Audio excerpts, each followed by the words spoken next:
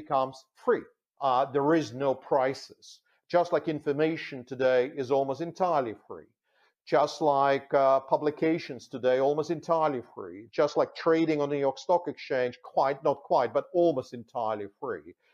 Just like a lot of music is almost entirely free. So we already have massively reduced marginal pricing power in a lot of industries. We already reduced marginal pricing power of labor. Part of the reason why Phillips curve doesn't work is that every day you sit in that chair, your marginal pricing power declines.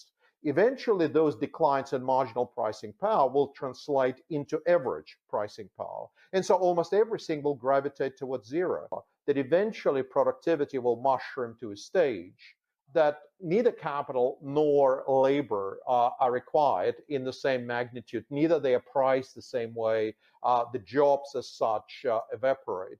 And I think we're within 2 decades, maybe 3 decades of reaching it.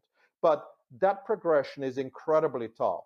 The way I describe it in one of my books is to say, if you landed in London in early 1800s and found Luddites just about to smash a loom, and if you came to those Luddites and said, you know what, please don't do it. Within 30, 40 years, everything is going to be fine, they probably will smash your head. Because for them, that 30, 40 years was the entire lifespan. And so when people say those sorts of transition in capital and labor that we are experiencing have been experienced many times before, very true. But number one, we don't feel the pain of people who physically had to go through it. And it just happens to be our life that we will experience now.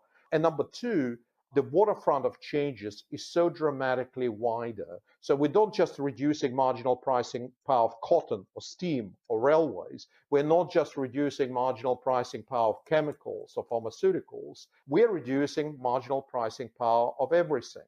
That's why McKinsey, in their review, was estimating that the impact of information age could be 3,000 times the impact of industrial age. In other words, much broader and much faster, 300 times broader, 10 times faster.